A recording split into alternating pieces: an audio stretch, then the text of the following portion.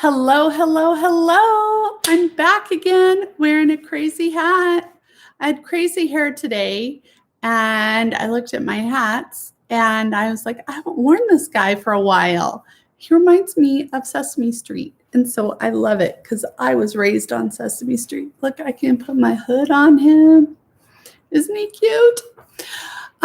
So I was going to make a video on dysautonomia. The other day I made one and it didn't go so well, so I had to delete it. But yesterday I was in the emergency room with my husband, so I have a different topic. I feel like my hat's a little distracting. Okay, bye hat. All right. So, yeah, what the heck is a spinal headache? Well, let me tell you what happened. So the first time we ran into this was in 2012 at the Mayo Clinic in Scottsdale, Arizona. My husband had a really, really bad headache. It was horrible. And we went in and the pressure in his brain and his spinal column were low. And but the way everything went about, my husband was under the impression that he got better because they withdrew spinal fluid. So then he got better, and fast forward 2017, it happens again, and we're living in Utah, and he did not yet have a neurologist in Utah. And he ended up being hospitalized, and they said that there was low pressure. And so they did a blood patch. That's where they take blood out of your arm and then inject it into your spine to try to plug the hole. That did not make him better. And so he ended up being admitted to the hospital. And he was convinced that if they would just withdraw some spinal fluid, he would be better. So they did, and he did get better. So then he was fine again until this past week. He is having the heck of a time lately with the ear surgery, the dizziness from his ear crystals.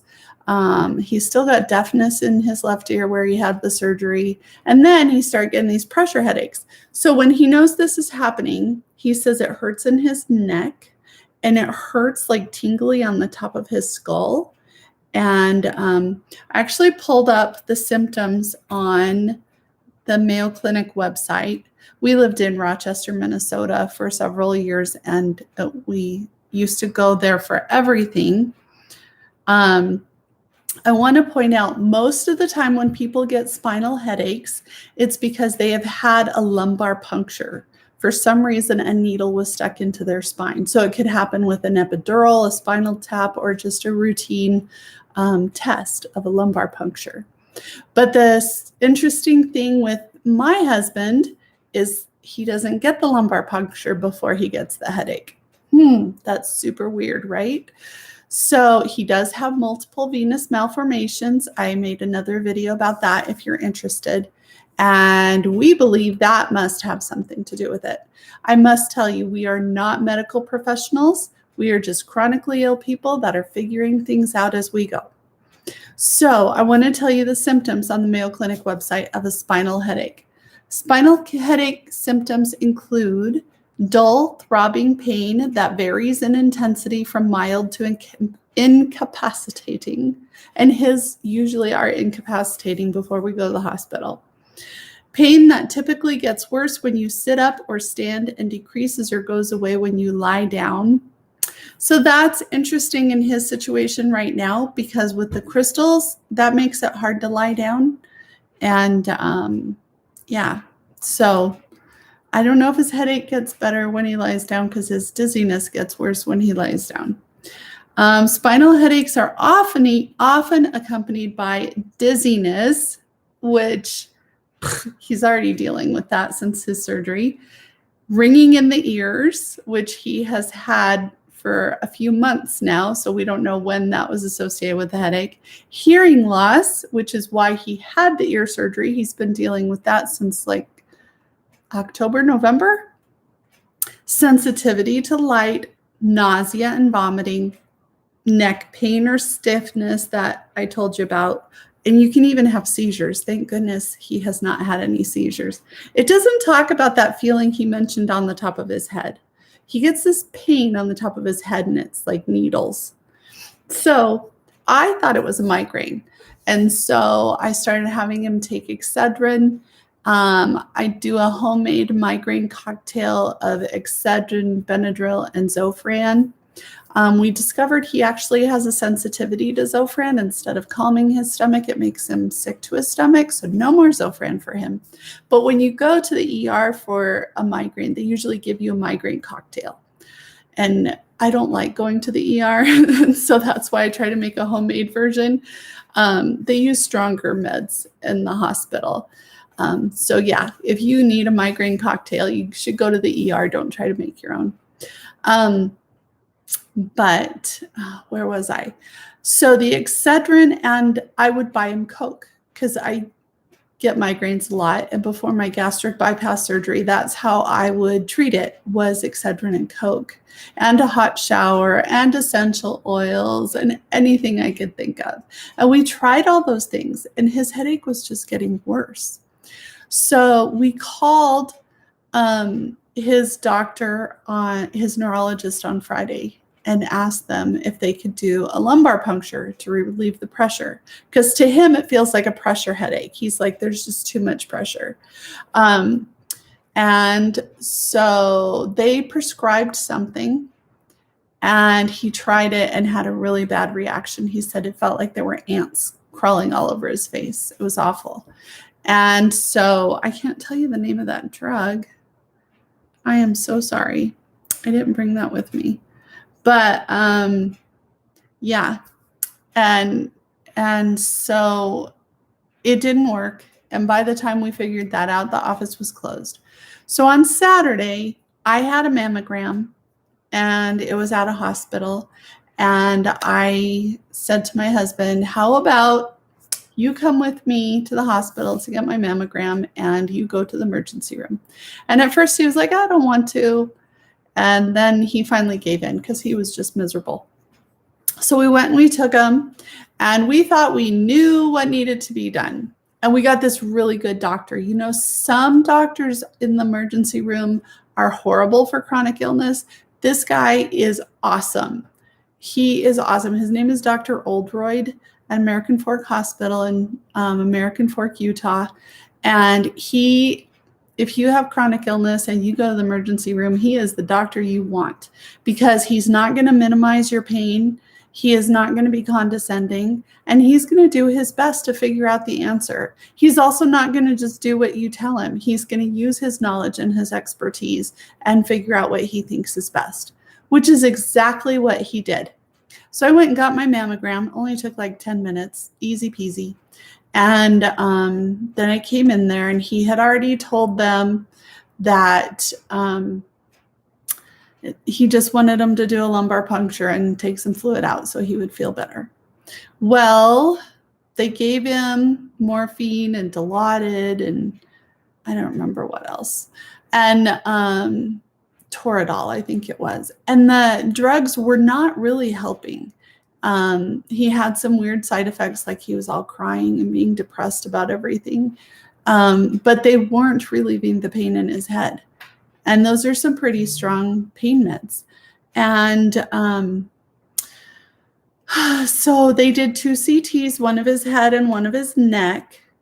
And then the doctor came in and told him, so taking out the spinal fluid is not the answer, because you have what is called a spinal headache. The strange thing is, which means that you have low pressure in your brain and your spinal column.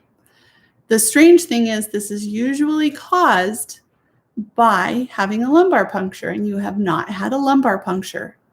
So I'm going to go and call your neurologist and ask him, what does he want me to do? So he did. Our neurologist wasn't on call, so he talked to somebody else, and they said, give him caffeine pills, take 400 milligrams of caffeine every 6 hours, and he's supposed to drink 100 ounces of water a day, and he's supposed to consume as much caffeine as possible. Drink coffee, drink Coke, eat dark chocolate. And so they gave him the caffeine pills and discharged him. Oh, and he's supposed to call his neurologist on Tuesday because Monday's a holiday. And I went to Starbucks and got him a mocha coffee. Maybe it's called a mocha latte. I don't know. I just went up and asked, do you have any coffee with dark chocolate in it? And they said, yeah, we have mocha. And I'm like, give me the mocha. And so my husband's not a coffee drinker. That's his first coffee in his whole life, except for an accident when he was 8 years old that we won't get into. He thought it was hot cocoa. And so he's not really a coffee drinker. But by the time we got home and he had that caffeine on board, he was doing better than me. And so he fed himself and talked to his sister, and I went to bed. And so it's a really interesting thing. So it says here risk factors for having spinal headaches are being between the ages of 18 and 30. Well, he's 52, so nope. Being female, he's definitely male, so nope. Being pregnant, I think that falls under the female category, so nope. Having a history of chronic headaches, he does have that. Undergoing procedures involving the use of larger needles or multiple punctures in the membrane that surround the spinal cord. That did not happen. Having a small body mass, nope. Nope. So the only thing under risk factors is having a history of chronic headaches. So we do believe this is associated with his venous malformations. We don't know how. It would be amazing for a doctor to figure it out, maybe fix it so he doesn't experience this every 3 years. Or maybe, I guess the first one was 5 because it was from 2012 to 2017. And then this one's 4. So that implies they're getting closer together, doesn't it? But my husband's going to be a coffee drinker now. And I'll make sure he always has Coke and Gatorade and water, and yeah, try to keep those headaches at bay. So yeah, have you had a spinal headache? Do you have any advice? Yeah, this is a new experience for us. And I was going to go into how hard it is being a caregiver, but I will save that for another video. And thank you so much for watching. I love your comments and your feedback. And yeah, just let me know what kind of videos you're looking for. Also, you can find me on Instagram and TikTok, and I have a page on Facebook. It's all Positively Susie, and a Patreon page if you would like to have access to all of these videos without commercial interruptions. And yeah, I love you guys, and I thank you for watching. I hope you have a wonderful Valentine's Day. Talk to you soon.